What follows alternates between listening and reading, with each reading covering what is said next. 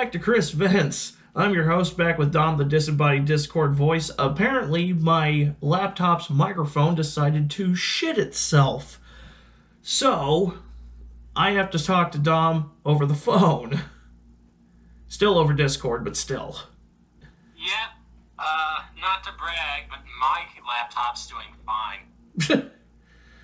Yeah, I don't know what the hell's going on here. But anyway, today we got another Rene Perez movie. In honor of the recent release of Snake Eyes, G.I. Joe Origins, which I saw last night, we are covering Rene Perez's directorial debut, his first movie ever. And I hesitate to really call it a movie because there's no story. Really, not even the most bare-bones basic form of a plot. This movie is called War Machine, and when I saw the Amazon reviews, the customer reviews saying that this was a G.I. Joe film, I thought, okay. Or that this was a G.I. Joe fan film, I thought, okay. How exactly does that work? And then I watched it. This movie feels like something a bunch of college kids threw together over a weekend and posted to YouTube back in 2006. Well, it is his first movie. Yeah, it's a very... I will say this much as how he has evolved as a director between 2010 and now. He's gotten better quality cameras, and that's about it. This is a very point-and-shoot style of action movie. There's very little in the way of actual story. You have this guy who just goes by Sarge, or First Sergeant, who looks and sounds like an Arnold Schwarzenegger knockoff, largely because the actor Robert Amstler, and I'm probably fucking that up, was Arnold's stunt double for Terminator 3. And he's sent by something, I'm just guessing the government, we'll just assume it's G.I. Joe, to disrupt a new terrorist organization. I can't tell if they were called ASP or ASS. I'm just calling them Cobra. I guess Cobra has a shipment of weapons coming in somewhere in South America, and totally not Duke from G.I. Joe is supposed to take him out. And that's pretty much it. I mean, that's a plot right there, right? That's barely even the skeleton of a plot. And he doesn't get a full team. He's got two other guys. This one dude who I don't even know his name. They don't, if they even gave him a name. And another guy who they call the Master Sergeant, but he's clearly supposed to be Snake Eyes. Because he's a ninja wearing all black, you never see his face, and he's mute. Well, for most of the movie, he's mute. There's a scene later in the movie where they try to give him some character, and he speaks in a very low rasp. Like he's got bronchitis. So... And yes, Snake Eyes does fight a ninja clad all in white, so they do have the Snake Eyes and Storm Shadow fighting. Other than that, this is something that a bunch of, like I said earlier, it looks like a movie that a bunch of college kids threw together over a weekend with some either rental equipment or some equipment they found off the clearance rack at Walmart. Could you compare it to the G.I. Joe movies you have seen? Compared to the G.I. Joe movies, well, I mean, there's hardly any comparison. The G.I. Joe movies have an actual budget. This movie was shot on $12,000. And I'm not joking, that's on the IMDb page. And you could tell because they had no money for visual effects. They're using After Effects CG muzzle flashes and blood spurts and explosions. Like, this movie is trying so hard at several points to be to look like a big budget action movie, and then you can tell that it's made by amateurs. So there's basically no plot, you said. Yeah. How's the acting, at least?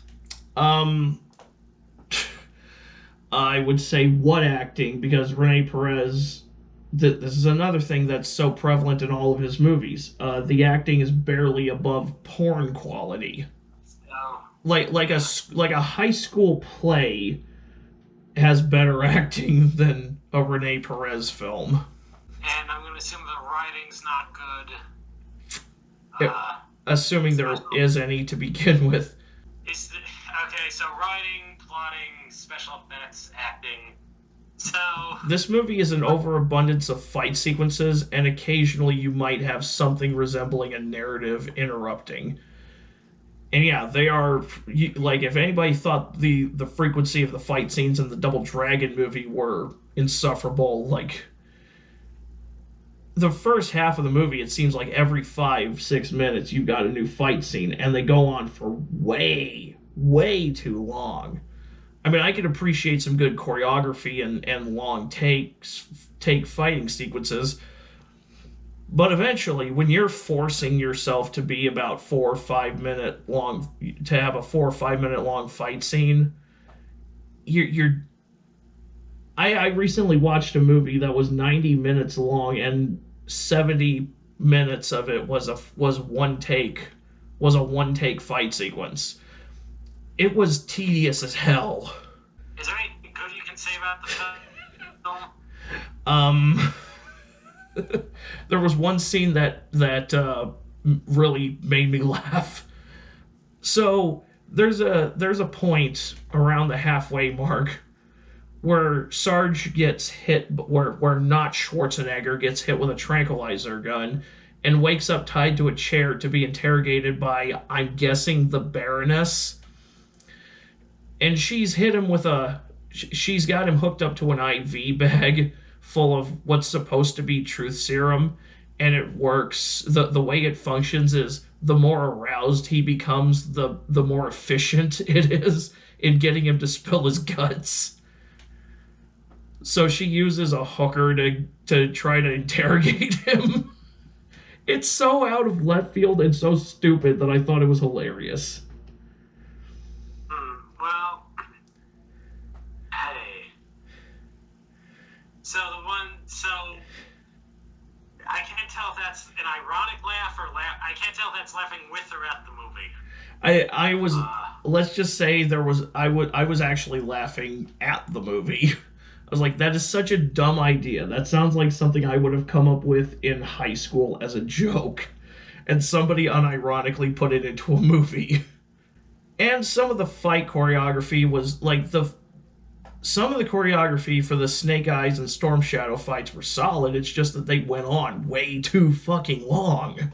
And oddly enough, their biggest mistake wasn't even the soundtrack, and what wasn't even the bad audio mixing where the dialogue is constantly being drowned out by the music. It wasn't the cheap-ass droning on fight sequences. It was the fact that Cobra Commander doesn't even show up until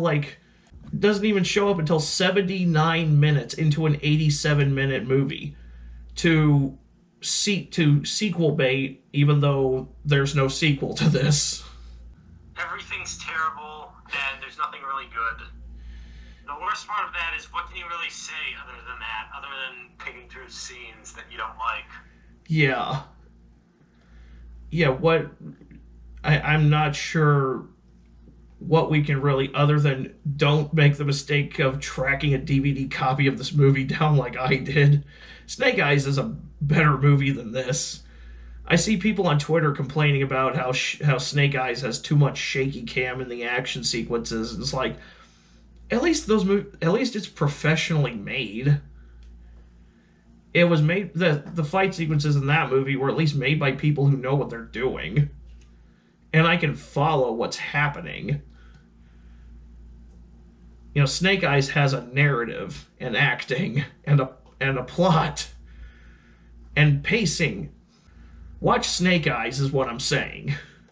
I can obviously sense that you're going to say don't watch this. Uh, Absolutely not. I'm sure there are some GI Joe fan films on YouTube that would suit your needs much better than this. in summation, don't watch it and don't assume that just because something's independently made, that must be a hidden gem. Yeah. Yeah, that is pretty much going to summarize it. And on that note, thanks for watching, and I don't know what we're gonna do next week, but I I can promise you it's gonna be better than whatever the shit this was. We'll see you guys later.